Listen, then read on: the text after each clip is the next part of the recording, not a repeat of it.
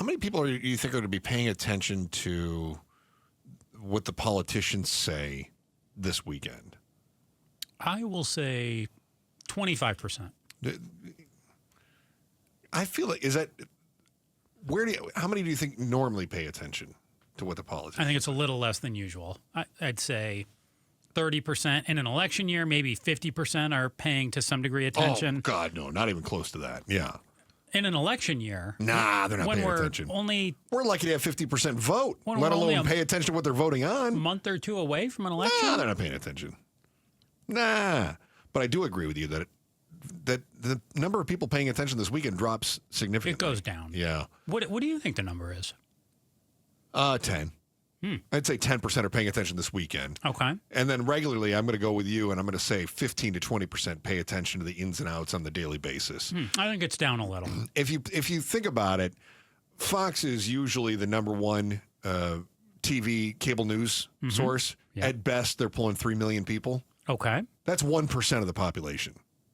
Right? Mm-hmm. Right. So, I mean, I think maybe you can make the argument that 15 or 20% pay attention or at least read a daily update on what things are. But when your number one outlet is pulling 1%, which, by the way, is pretty good. You can make a living on that. But that's not the total population, not very high. So the reason I ask is we just talked with our last guest about people not saving enough, not being prepared for things. You and I have talked about mortgage rates, how much it costs to own a home, and I think we agree that inflation has really hurt people who are looking to buy a home. Oh, the cost is up from the last few years, and there is no doubt that inflation is making it tougher, and those big-time mortgage rates, too. The amount to get a loan has exploded in the last 7 years. I couldn't afford to rebuy the house that I sold 5 years ago. Not right now. I couldn't do it. I couldn't do it. Same house, 5 years older. I can't even afford it. How much more now? How much more now?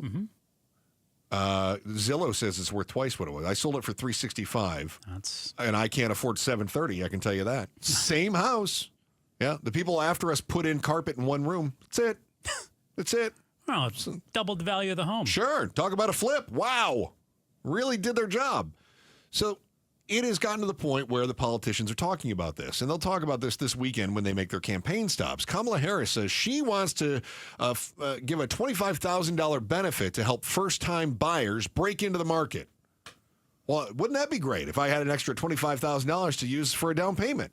Sounds super, doesn't it? I'm going to be skeptical and say no, because my thought is if you give $25,000 to first-time home buyers, everybody looking to sell their home knows, think about all these people who have money for the first time. I'm going to jack my house up $25,000. Purely coincidental, right? Purely coincidental. She wants to expand supply using tax credits as well, expand the low-income housing tax credit, give incentives for state and local governments and housing, and create a $40 billion tax credit to make affordable projects economically feasible for builders. They want to rapidly encourage a burst of the the point would be to try to very rapidly encourage a burst of building. In other words, let's build houses fast, quickly, as quickly as we can.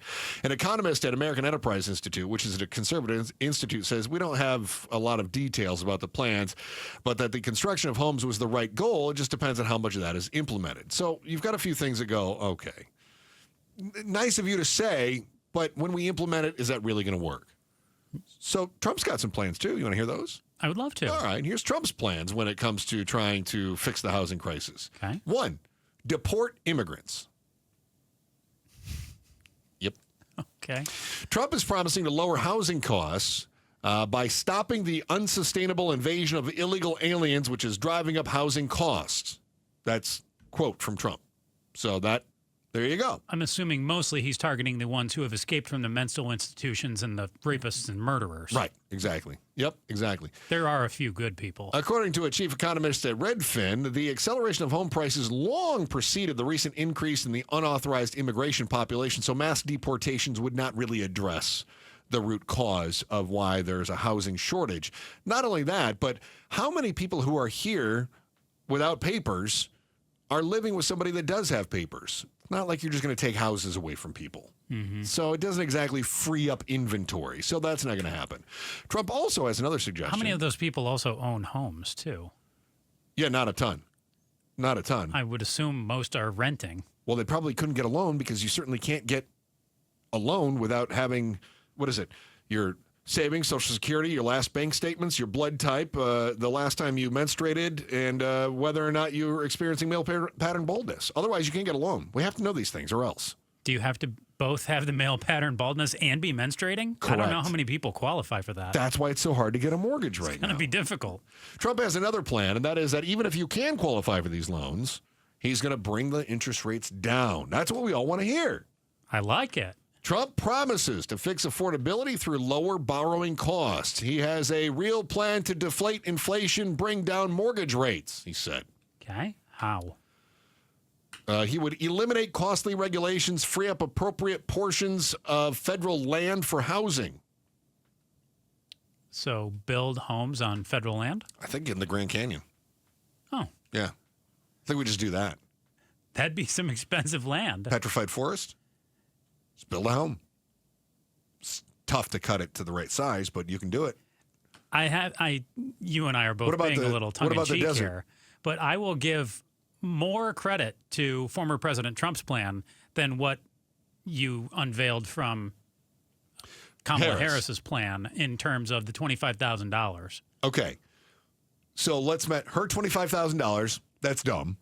He's going to deport illegals. That piece. That's dumb. Sure. Okay. No. She wants to work to try to make things to increase building, right? Mm-hmm. All right. We go, okay, but what are the details? No details. What are Trump's plans for his real plan to defeat inflation and bring down mortgage rates? Just build on federal land. He has no details. No details in building on federal land. So if you ask Details me, get you in trouble these days. you are correct.